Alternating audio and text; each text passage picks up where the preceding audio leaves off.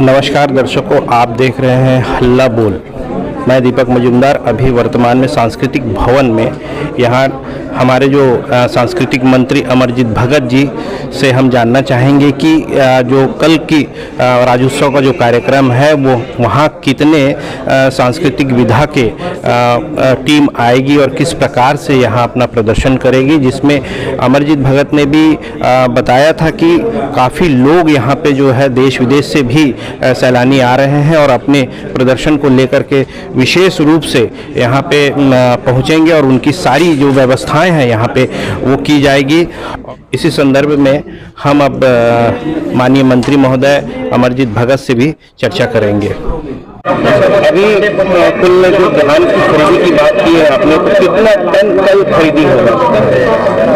धान खरीदी नीति के तहत हम प्रतिवर्ष लोगों का पंजीयन करते हैं और जो भी धान जितना आवक और रेशियो नीति के तहत प्रति एकड़ 10 क्विंटल की दर से तय किया जाता है। पूरा सेशन भर में इस साल का हमारा जो खरीदी का तैयारी है लगभग 110 लाख मीट्रिक टन का है, जो पिछले साल 98 लाख मीट्रिक टन था। जो विदेशों से आने वाले जो लोग हैं, कलाकार हैं, तो कितनी टीम कितने देश से बुला रहे हैं? इस बार 10 देश से विदेशी टीम आएंगी और अपना कार्यक्रम यहाँ पर प्रस्तुत करेंगे। उनकी व्यवस्था खाने की व्यवस्था। आप सभी लोगों का इस प्रेस वार्ता में स्वागत है, अभिनंदन है। राज्य स्थापना दिवस के अवसर पर आयोजित अलंकरण समारोह, जिसमें विभिन्न क्षेत्रों में उत्कृष्ट कार्य करने वाले लोगों को ये सम्मान मिलता है, उसकी जानकारी आप लोगों को दिया जा रहा है। कुल 41 अलंकरण बटने हैं, जिसमें सबसे पहले शहीद वीर नारायण सिंह सम्मान आदिवासी एवं पिछड़ा वर्ग का उत्कृष्ट कार्य करने वाले क्षेत्र में आदिम जाति कल्याण विभाग के द्वारा श्री नारायण मरकाम को दिया जा रहा है। पंडित लखनलाल मिश्र सम्मान अपराध अनुसंधान के क्षेत्र में उत्कृष्ट कार्य करने वाले व्यक्तियों के लिए गृह विभाग के द्वारा ये सम्मान दिया जाता है। यह सम्मान लक्ष्मी प्रसाद मिश्र जी को दिया जा रहा है। यति यतनलाल सम्मान अहिंसा एवं गौ रक्षा के क्षेत्र में उत्कृष्ट काम करने वाले व्यक्ति को दिए जाते हैं। ये सामान्य प्रशासन विभाग के द्वारा दिए जाते हैं। श्री मदन मोहन गौशाला खरसिया को यह सम्मान दिया जा रहा है। महिला के उत्थान के क्षेत्र में उत्कृष्ट कार्य करने वालों के लिए महिला एवं बाल विकास विभाग द्वारा दिया जाता है। यह सम्मान डॉक्टर श्रीमती मीरा शुक्ला को दिया जा रहा है। हाजी हसन अली सम्मान उर्दू भाषा की सेवा में उत्कृष्ट कार्य करने वाले के लिए दिया जाता है, आदिम जाति कल्याण विभाग के द्वारा। यह सम्मान जनाब यूनुस खान को दिया जा रहा है। संस्कृति भाषा सम्मान संस्कृत भाषा के क्षेत्र में उत्कृष्ट कार्य करने के लिए उच्च शिक्षा विभाग द्वारा डॉक्टर बालकृष्ण तिवारी जी को दिया जा रहा है। डॉक्टर भंवर सिंह पोर्ते सम्मान आदिवासियों के सेवा के क्षेत्र में उत्थान का एवं उत्कृष्ट कार्य करने के लिए आदिम जाति कल्याण विभाग द्वारा श्री कुकेश्वर कंवर जी को दिया जा रहा है। किशोर साहू सम्मान हिंदी छत्तीसगढ़ी सिनेमा में रचनात्मक लेखन, निर्देशन, अभिनय, पटकथा निर्माण के लिए संस्कृति विभाग द्वारा श्री मनु नायक को दिया जा रहा है। श्री किशोर साहू राष्ट्रीय अलंकरण हिंदी छत्तीसगढ़ी सिनेमा में निर्देशन हेतु संस्कृति विभाग द्वारा श्री पलाश वासवानी को दिया जा रहा है। धन्वंतरी सम्मान आयुर्वेद चिकित्सा शिक्षा तथा शोध एवं अनुसंधान के क्षेत्र में उत्कृष्ट कार्य करने के लिए स्वास्थ्य विभाग द्वारा डॉक्टर मनोज चौकसे को दिया जा रहा है। बैरिस्टर ठाकुर छेदीलाल सम्मान विधि के क्षेत्र में उत्कृष्ट कार्य के लिए विधि विधायी विभाग द्वारा डॉक्टर प्रिया राव श्री विवेक सारस्वत को संयुक्त रूप से दिया जा रहा है।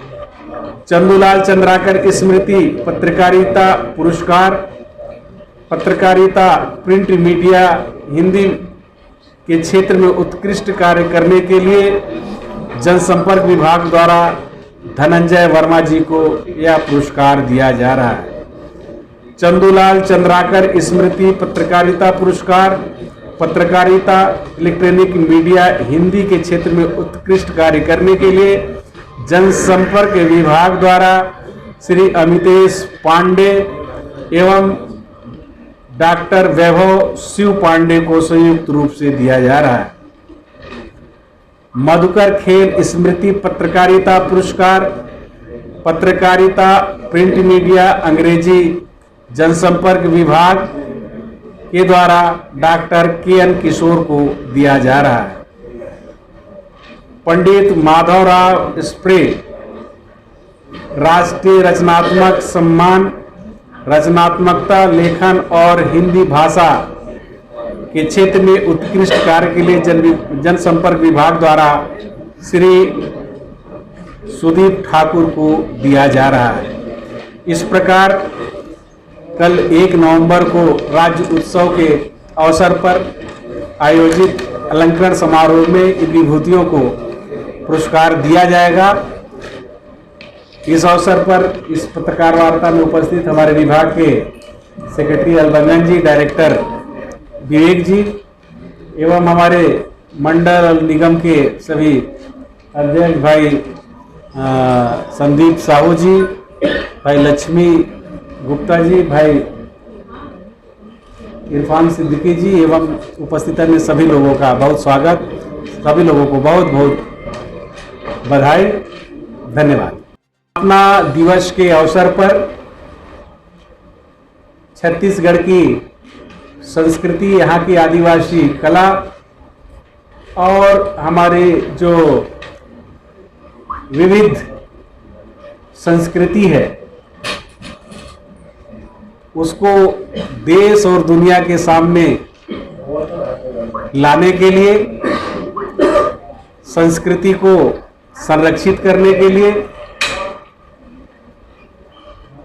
राष्ट्रीय आदिवासी नृत्य महोत्सव का आयोजन माननीय मुख्यमंत्री भूपेश बघेल जी के नेतृत्व में 3 दिवसीय किया गया है, जिसमें विभिन्न देशों के कलाकार दल एवं देश के सभी राज्यों से सांस्कृतिक दल सम्मिलित हो रहे हैं। राज्य स्थापना दिवस 1 नवंबर जो छत्तीसगढ़ का जन्म दिवस है, स्थापना दिवस है, उसी दिन माननीय मुख्यमंत्री जी छत्तीसगढ़ का सबसे बड़ा त्यौहार किसानों के लिए धान खरीदी त्यौहार का भी शुरुआत और 1 नवंबर को ही राष्ट्रीय आदिवासी नृत्य महोत्सव का आयोजन, इस प्रकार से 3 प्रमुख आयोजन एक साथ हो रहे हैं, इसलिए आकर्षण का केंद्र रहेगा और पूरे देश और दुनिया का नज़र छत्तीसगढ़ के इस आयोजन पर रहेगा।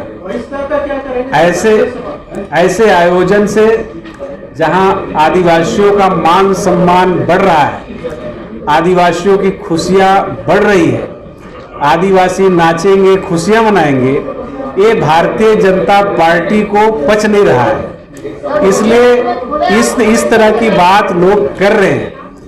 ये छत्तीसगढ़ का गौरव है, छत्तीसगढ़ की पहचान है और इसको लाने के लिए माननीय मुख्यमंत्री ने सितंबर माह में उसमें निर्णय दिया है और चूंकि 15 साल तक भारतीय जनता पार्टी की सरकार थी, उन्होंने क्वांटिटेटिव डेटा पेश नहीं किया, कोई जस्टिफाई नहीं किया, इस वजह से कोर्ट ने उसको कैंसिल किया है, जिससे आदिवासियों का जो आरक्षण है वो 32 से घट करके 20% हुआ है। लेकिन माननीय मुख्यमंत्री भूपेश बघेल जी को मैं बहुत धन्यवाद देता हूं, जिन्होंने तत्काल एक्शन लेते हुए उन्होंने कहा है कि आदिवासियों का आरक्षण 32% से कम नहीं होगा। आदिवासियों को उनका 32% का आरक्षण का लाभ पूरा मिलेगा। इसके लिए उन्होंने कई राज्यों के अध्ययन के लिए, वहाँ पर आरक्षण नीति के अध्ययन के लिए अधिकारियों का दल भी उन्होंने भेज दिया है और कोर्ट में भी प्रक्रिया उन्होंने शुरू कर दिया है। आने वाले समय में आदिवासी समाज के द्वारा ये मांग हम सब लोग मिल करके उनसे किए हैं कि विशेष सत्र बुला करके इसको जल्दी किया जाए, जिसमें उन्होंने सहमति दिया है। इसके बाद अगर अपना अपना कंट्रीब्यूशन रहता है, जिस विभाग के हिस्से जो काम मिलता है वो विभाग उसको संपादित करता है। तो इस प्रकार से इसके लिए अलग से बजट का एलोकेशन नहीं होता है, सभी विभाग मिल करके इसको करते हैं। घर में जब मेहमान आते हैं तो सबके लिए खाना बनता है, सबके लिए रहने और बैठने के लिए व्यवस्था की जाती है, उसमें बजट नहीं देखा जाता। मंत्री महोदय, इस बार जो है आयोजन के लिए जिन लोगों ने टॉल के लिए आवेदन किया था, उसका डीडी वगैरह जमा कराने के बाद जो है बहुत से लोगों का जो है रिजेक्ट कर दिया गया, उनको अनुमति नहीं मिल पाई, वो परेशान हो रहे हैं। आप ऐसे लोगों को बोलिए हमसे संपर्क करेंगे।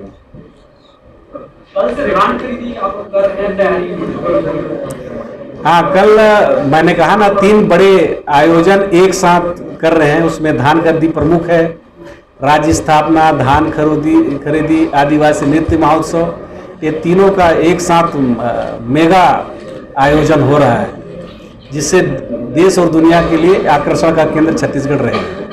धन्यवाद। जय हिंद, जय छत्तीसगढ़। और हमारे साथ जुड़े रहिए। मैं दीपक मजुमदार, आप देख रहे हैं हल्ला बोल।